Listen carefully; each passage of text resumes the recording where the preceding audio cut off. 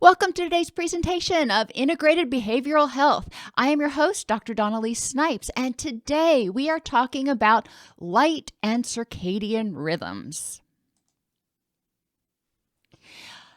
We've talked in the past about sleep, and we've talked in the past a little bit about light. Last week we talked about environments and ways to improve light, but one of the reasons that sleep and light are important, and one of the things that affects sleep, are our circadian rhythms.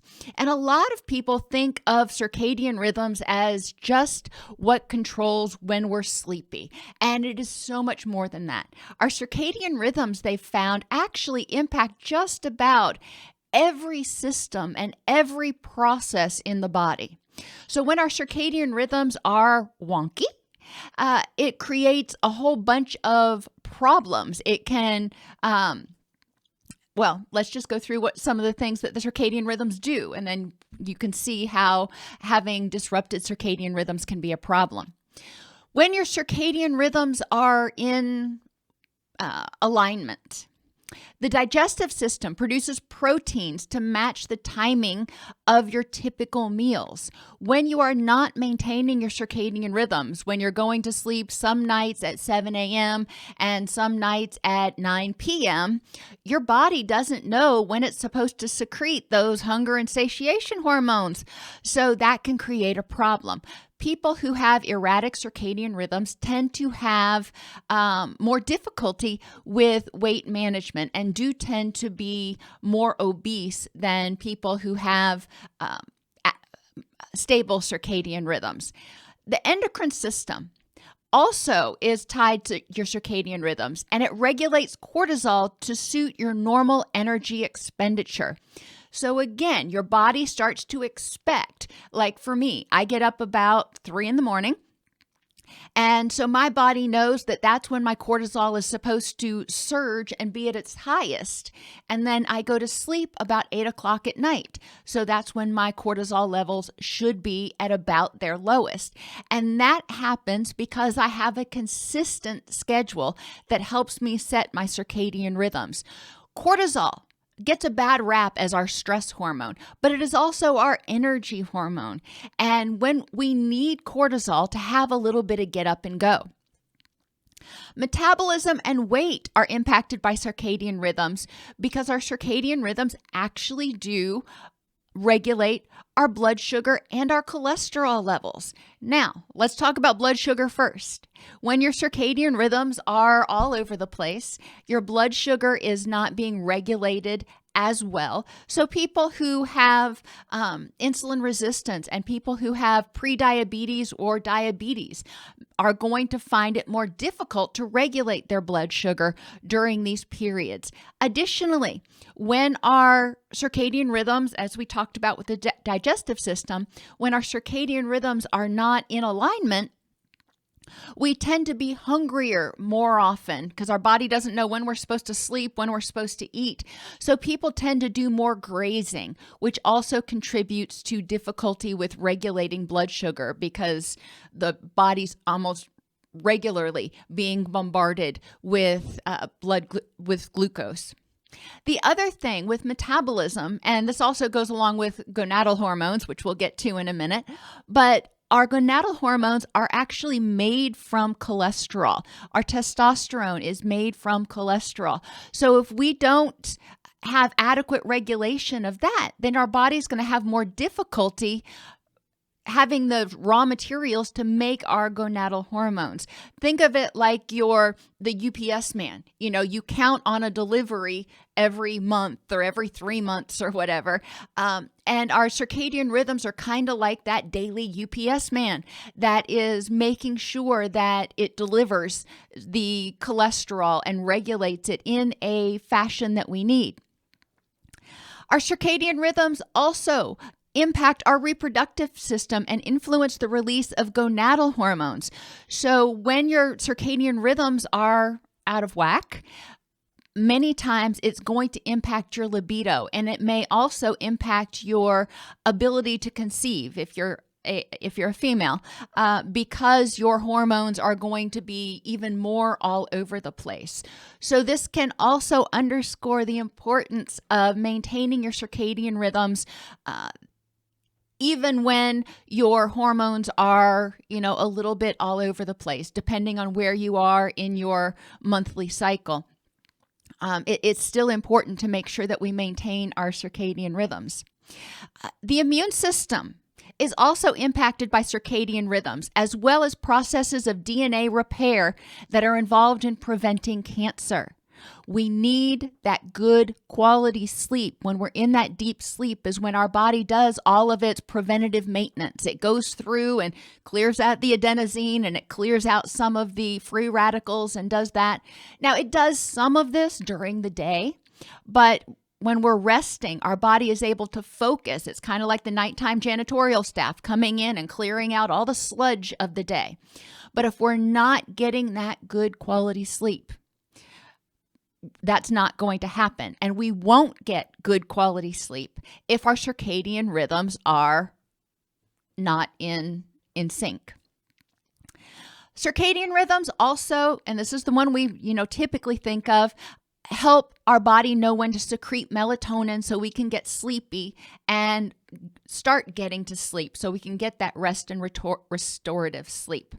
And we've talked in other videos about how in order to relieve our sleep pressure, in order to wake up and feel alert and refreshed, it is important that we have a certain amount of deep sleep every night, because that's when the brain is able to clear out the adenosine and engage in neuronal repair.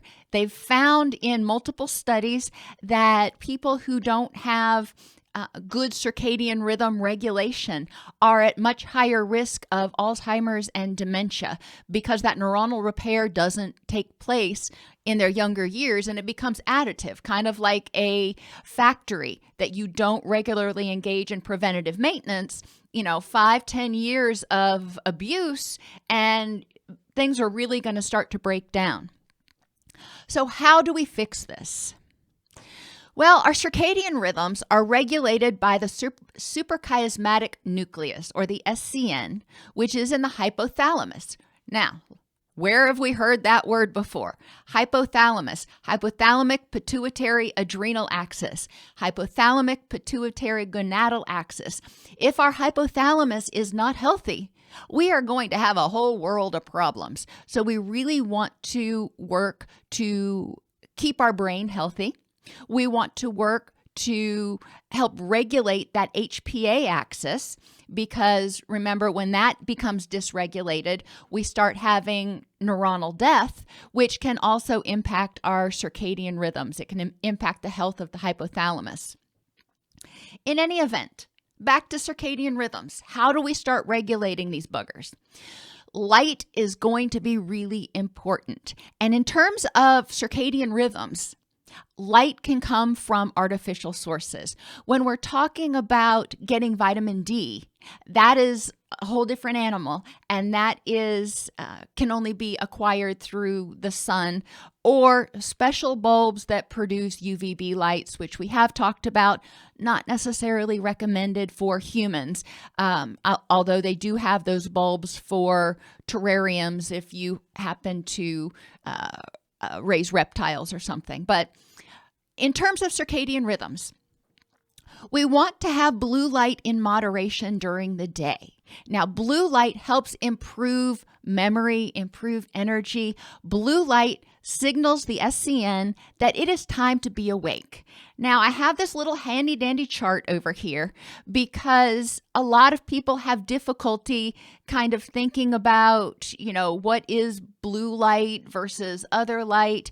And our blue light tends to have a lot of energy in it, which for some reason prompts us to have more energy. Your blue lights are going to be that cool temperature, which can look kind of obnoxious in pictures. A lot of people don't like strong blue light for selfies, but blue light can help you be awake. Our digital devices, our TVs, especially LCD TVs, and our computer screens and those sorts of things emit a lot of blue light. Now, too much can be hard on our eyes. It can be hard on our retinas. So as with anything, moderation is the key. But we do need a little bit of blue light during the day to help us have energy and improve our memory and our cognitive functioning. You can get that through daylight bulbs. I suggest, I think we talked about this last week, using LED bulbs, blue light with a temperature of 5,000 Kelvin or above, and get it as bright as possible. You're really trying to mimic sunlight, and you know how bright sunlight is. The closer a light bulb is to you, the less the light diffuses, the more intensely you're going to get that light. So instead of having can lights in the ceiling, if you can have a couple of desk lights or one of those lamps that sits by your chair and kind of goes over your head, those can be really helpful for adding to your light at your desk. Even if you have to have bulbs overhead, in your office, you can also add a small desk lamp that has a daylight bulb, and the bulbs that have the 5,500 Kelvin temperature are typically going to be called daylight bulbs. And you can have one of those on your desk. That is one of the easiest ways to help start setting your circadian rhythms. If you work in a dark area like a neonatal intensive care unit, you may, I'm not saying that you necessarily can, but if you have your desk over in a corner where it's not going to disrupt the patients, you may be able to add a desk lamp that has a single bulb, so it's a really focused light.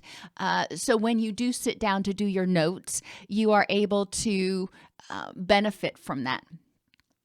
Now, when you're talking about people who do shift work, and we're going to talk about shift work a little bit at the end, but it is important during your, quote, awake times to try to expose yourself to blue light. And it's important during the times when you're supposed to be going to sleep to avoid blue light. But I'll get to that in a minute. So light helps set our circadian rhythms, but it is not the only thing that cues our SCN that it's what it's supposed to do with our circadian rhythms. Exercise also cues in our SCN. Theoretically, when we wake up in the morning, we're going to be energetic and we're going to get on with our day. We're going to do more activity during the day. And as we wind down, we are going to stop moving as much. Low intensity exercise reduces cortisol and makes serotonin more available, which, remember, melatonin is made from serotonin.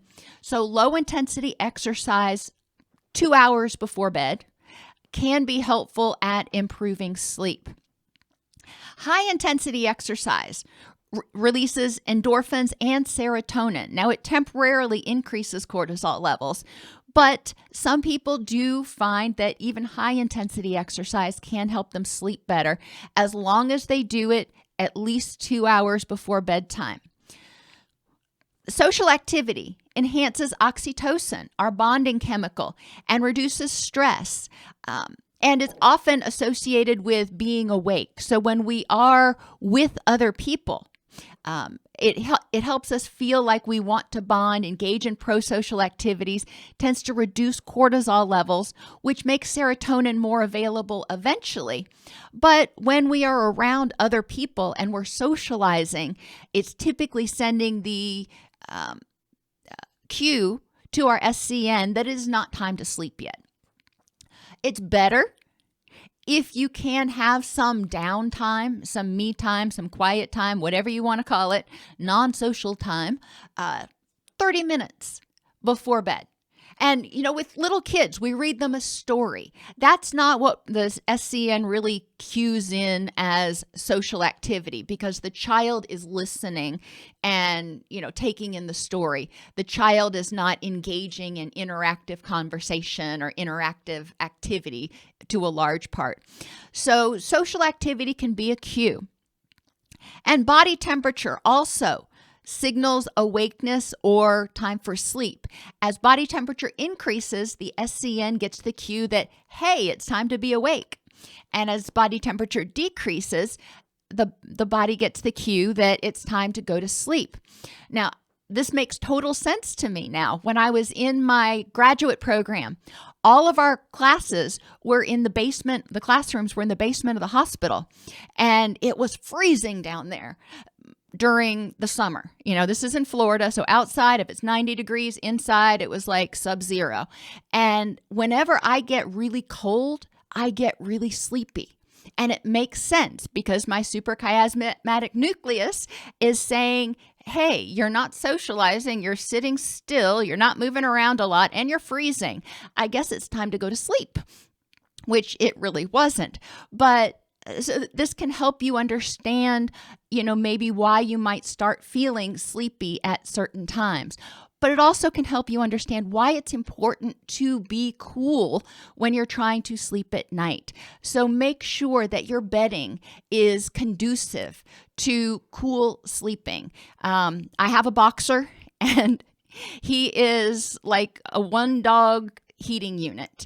And whenever he comes and presses up against me, I might as well have a heating pad on. So I'm definitely not staying cool then. Having fans circulating, having breathable sheets and things, those can be very, very helpful. Whatever you need to do to regulate your body temperature.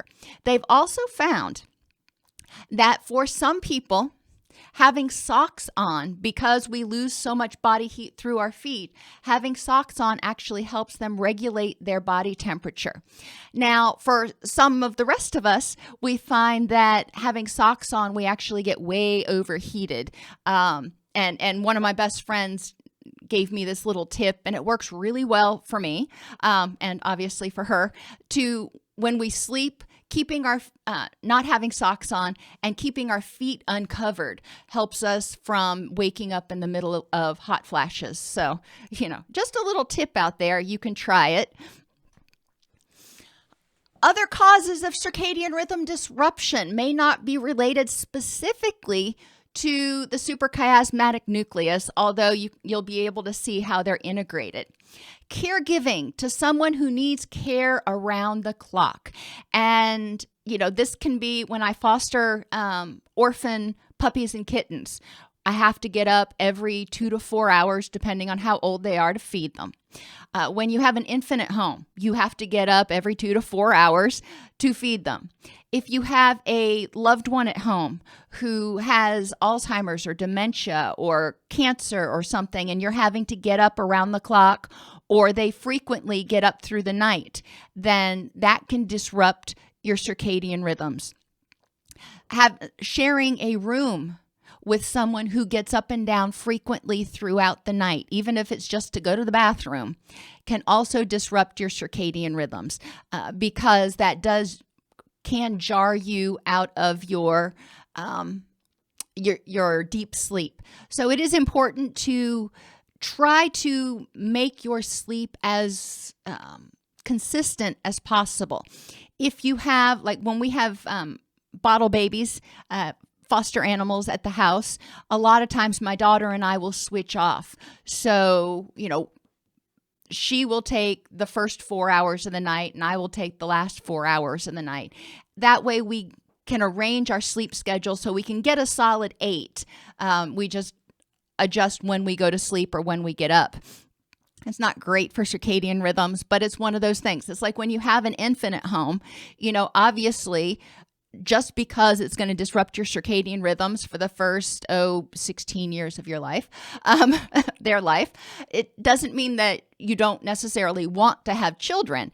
It means that you need to be aware of this and do as much as you can to protect your circadian rhythms.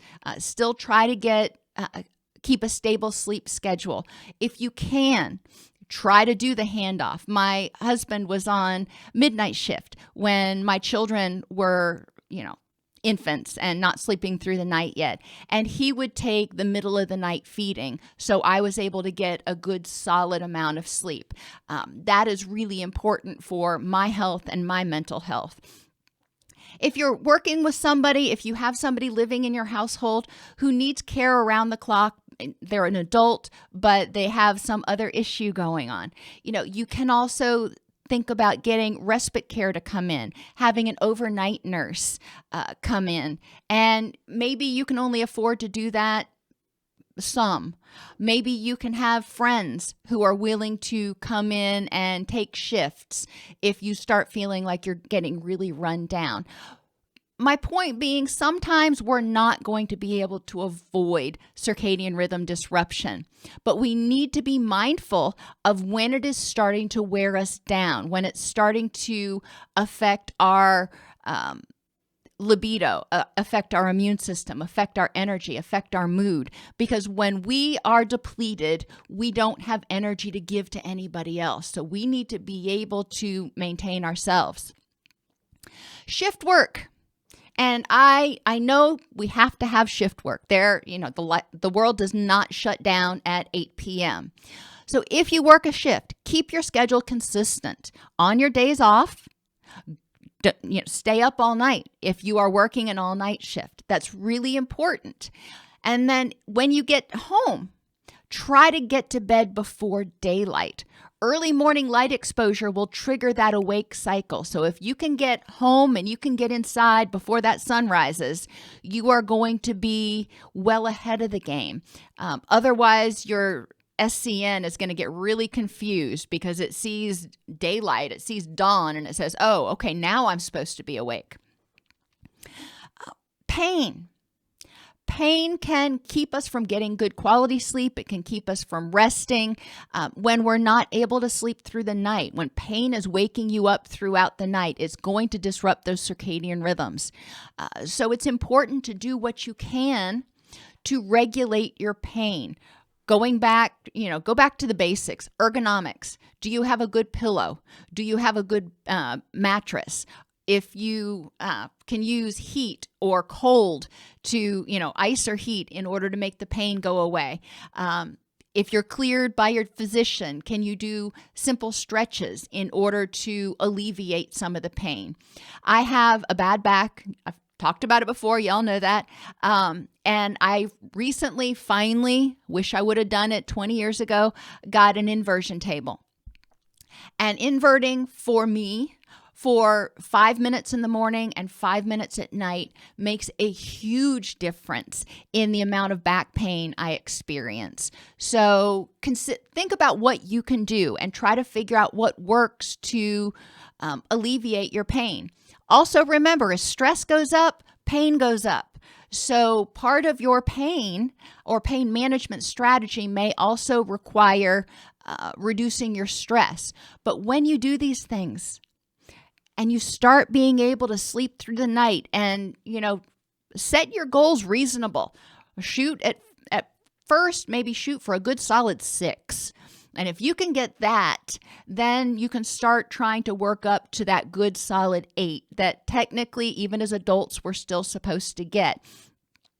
But a good solid 6 or 8 hours, if you do that consistently for a month or more, you're going to find that circadian rhythm starts to reset and you start to feel, in a lot of times, increases in energy. You may start to see improvements in your libido. You may start to see improvements in your attitude, because remember, our mood is connected not only to neurotransmitters like serotonin and cortisol, and hormones like cortisol, but also to our gonadal hormones. And when our gonadal hormones or our cortisol is out of whack, it can make serotonin and GABA and our, quote, happy chemicals less available to us. So it's important to make sure that we are setting the circadian rhythm so our body stays on the correct clock and it knows when it's supposed to secrete what. We've talked about light, and it's important to eliminate light as much as possible in your bedroom. Make sure that your blinds block out as much light as possible. A lot of times they don't do everything. I know mine doesn't, or mine don't. So on full moon nights, a lot of times it's really bright in my room unless I pull the curtains as well. And it a lot of times is worth it to make the investment in light blocking curtains. And you can get those at, big box stores. You can get them offline. They're not super expensive as curtains go, but it is something of an investment if you don't have a lot of, just cash laying around somewhere. Temperature. You can get personal coolers, if you will, and they call them like tabletop swamp coolers, or you can make your own. You can get a 8x8 glass pan and fill it with ice cubes and water and set a fan just beyond that. So the fan blows over, a little tabletop fan. So the fan blows over the ice and the water that humidifies the air and it blows the cool air onto you. Now it doesn't last forever, but it does last for several hours. So it can help cool your particular area down. This works especially well if you have a significant other who tends to run cooler than you do, and the temperature that you want it, they think it is just an ice box in there. So regulate your temperature as much as possible. Keep your physical temperature down late at night. If you have traumatic brain injury or neurodegenerative disorders that impact the hypothalamus, if that hypothalamus is not healthy, if the suprachiasmatic nucleus is not healthy, then your circadian rhythms may be off. And we do see this, unfortunately, a lot in people with Alzheimer's and dementia. Also, as I said, people with traumatic brain injury, and that can be from a car accident or from a tumor or something else. It's important to work with your neurologist if you have something that is neurological in nature, to find out, what are the best ways that you can regulate your circadian rhythms.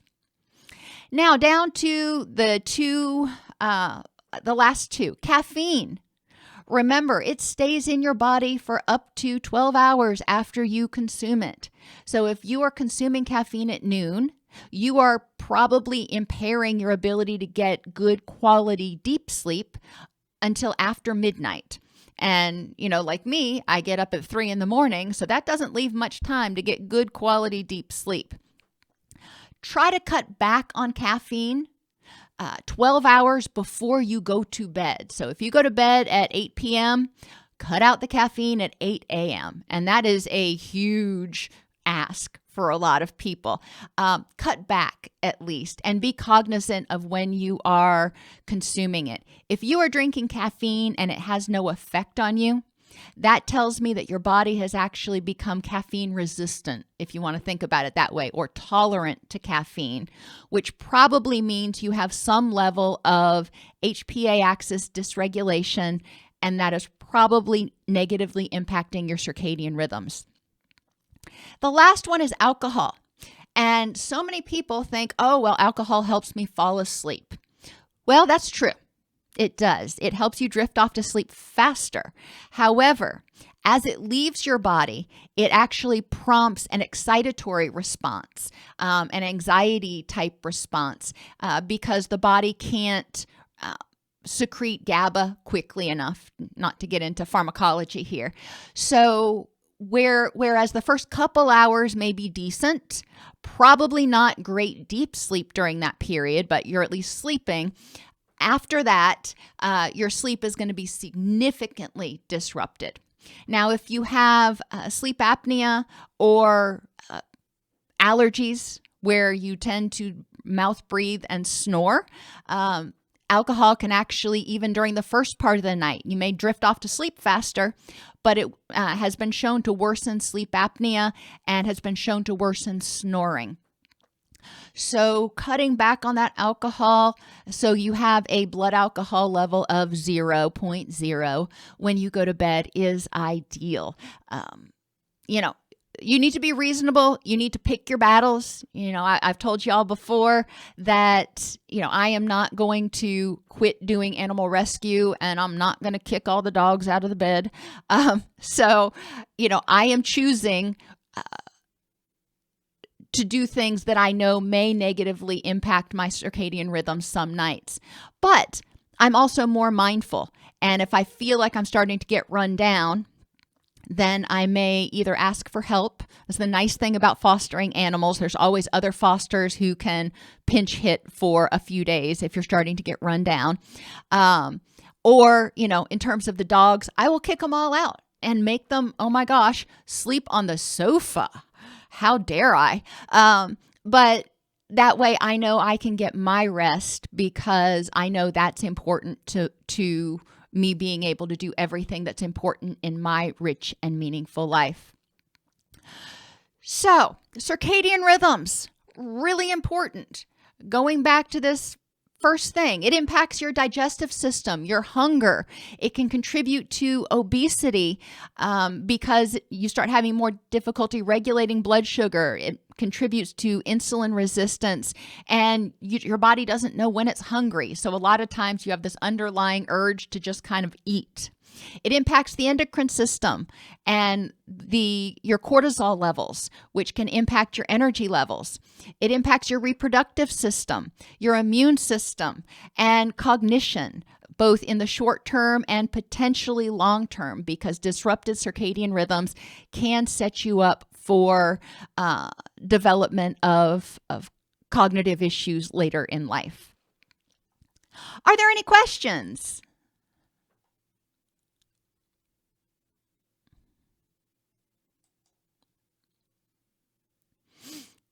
I so appreciate y'all being here with me this first Monday of the new year, and I hope to see you obviously every day throughout the rest of this 6-week course, if you will, on strategies to improve your health and happiness. Now, if you missed the first 2 weeks, which I did obviously back in December, they are available on on demand on the YouTube channel. So you can go back and look at those. My goal is to provide you one actionable tidbit of information every single day so you can use that tidbit or not in order to start improving your health and happiness for the rest of your life, not just for the moment. Everybody have a fabulous day, and I will see you tomorrow. Same time, same station.